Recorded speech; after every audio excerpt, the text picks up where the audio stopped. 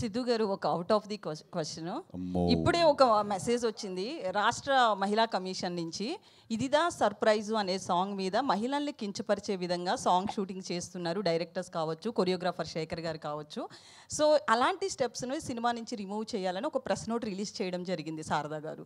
So దీని మీద అంటే అట్లాంటి స్టెప్స్ చూసినప్పుడు మీకు ఎట్లా అనిపిస్తుంది? బేసికల్లీ అవి కరెక్ట్ అనిపిస్తుందా ఏంటి?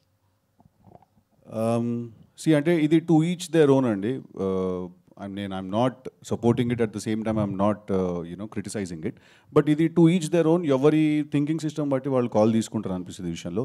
But having said that, there is a governing body, మీరు చెప్పినట్టు there is a commission, and I think వాళ్ళందరినీ మనం ఒక కమిషన్లో we've given them that place. So I think they will take the final call and a voice call on this అనుకుంటాను నేను.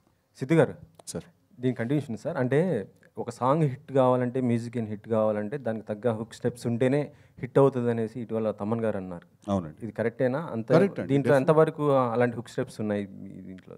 జాక్లోనా? డెఫినెట్గా ఒక సాంగ్ హిట్ అవ్వాలంటే హుక్ స్టెప్ ఉంటుంది. ఇప్పుడు మనకి ఇందాక మీరు చూసినప్పుడు కూడా ఒక క్యాప్తో ఒక స్టెప్ చేసాం, అదొక హుక్ స్టెప్. మొన్న రిలీజ్ అయిన పాబ్లోలో కూడా హుక్ స్టెప్ ఉంటుంది కదండి. మంచి టిల్లు కూడా ఉంది కదా హుక్ స్టెప్. అట్లా ప్రతిదానికి ఒక స్టెప్ ఉంటుంది కదా. ఈ సాంగ్ అరేంజ్లో ఉన్నటువంటి అది సిడ్నీ నగరం ఆ ట్యూన్లో అది కలుస్తుంది, దానికి ఇది ఏమైనా రిఫరెన్సా సార్? అది దానికి అంత బాగుంది అంటున్నారా? అంత బాగుంది. అది సిడ్నీ నగరంలో, ఇక్కడ భాగ్యనగరంలో అలా వచ్చింది. సో అంటే చరణ్ నాకు బడ్జెట్ ఎక్కువ ఉండే కాబట్టి సిడ్నీ అండి, మనకు కొంచెం బడ్జెట్ తక్కువ కాబట్టి భాగ్యనగరం అండి. ఓకే.